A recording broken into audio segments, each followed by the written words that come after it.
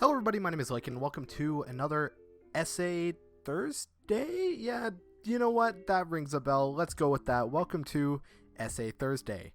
Before I get into it, if you enjoyed the video, hit that subscribe button, drop a like, comment down below some interesting topics I might like to cover, and let's jump into it. Today I wanted to talk about something that's been a point of pretty vehement discussion in the gaming community. This is what I call Minecraft's lightning in a bottle problem.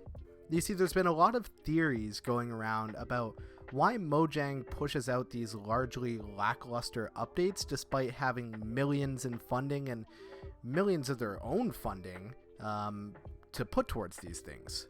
Why is it that despite having the support of Microsoft at their backs, a billion-dollar video game empire and the greatest selling video game of all time, that they can't manage to put out more than one update a year? Not only that, but when these updates come out, they barely have anything noteworthy or anything to change the gameplay loop in any notable ways. They even have these silly votes where the community votes on a mob and the rest of the mobs get basically just thrown in the trash. They've promised us that they'll come out later, but this has never really happened even once. And this has of course raised the question, why? Why does this happen? Why does it seem like Mojang is such a lazy company? I mean, even a single modder can pretty much work circles around what Mojang is accomplishing in a year in only a couple of weeks. As seen when Minecraft Live will happen, and they'll show off some mob, but a modder's already added it to the game by week's end. How is this possible? Why is it happening? Well, let me tell you about it. And in typical video essay fashion, it all starts at the very beginning. You all know Notch. He's a man with a very strong vision. He wasn't willing to compromise it. No doubt if he was still in charge, Minecraft would be something very, very different from what it is today, and it would have much more content. However, that's not what occurred. Notch sold off to Microsoft for a massive paycheck. Can you blame him? I mean, I certainly don't. So now Microsoft is sitting here, their hands fumbling around. They've got one of the best-selling games of all time suddenly in their possession. When Elon Musk bought Twitter, the first thing he did was change it to suit his own dumb self-image, thus ruining the platform entirely. All of that iconic branding, everything that made it special, completely down the drain. Even though this is way before the Twitter situation occurred, this is basically exactly what Microsoft was, quite cleverly, might I say, trying to avoid. They knew damn well that they'd caught lightning in a bottle with Minecraft, and quite frankly, they didn't want to ruin it. They didn't want to set the lightning free. And when you begin to understand this, you can see the apparent terror in Microsoft's actions regarding Minecraft. Other than attempts to monetize, changes to the actual established gameplay loop are so minimal that they basically aren't even noticeable. They're terrified to change the game too much, they're terrified to make it unrecognizable, they're terrified to ruin the amazing product that they bought.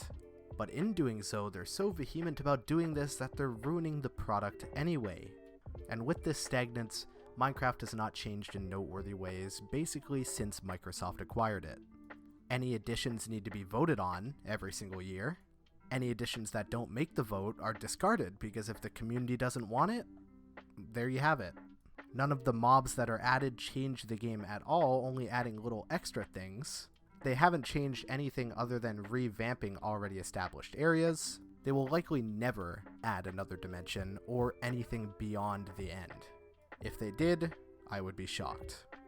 Most importantly, they've learned that they can't do updates too frequently. If they're going to do these small updates, they also know that too many of these small updates within a small time frame will change the game a lot, and so they drip feed them once a year. Tiny, tiny little things. And there's even more proof of this mentality. Even look at the April Fool's update this year, the Poisoned Potato update. This added a lot of really interesting mechanics. It left a lot of people questioning, why can't we have this in the base game? Why doesn't this effort go into the base game? They added a new dimension, they added a grappling hook, they added these cool blocks that can propel whole structures through the air. And so another question, like I said, why can't we have this in the base game? And also, why are they putting this much effort into an update that's really only around for a day? For a joke? The answer is really, it's not that much effort at all. Because as I told you, They have enough devs to drastically change the game, and very quickly if they want to.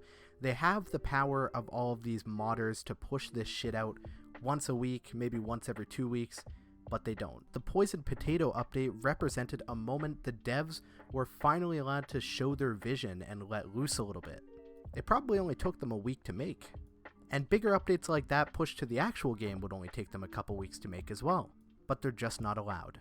That's why the Poisoned Potato update shows a rare moment of true passion from the Minecraft dev team, unbridled vision. But as long as Microsoft is in charge, we will never have anything like that in the base game. There's no doubt in my mind. That's going to be it for this video. If you enjoyed, make sure to hit that subscribe button, drop a like, comment down below, all that good stuff, and I'll see you all in the next one. Ciao!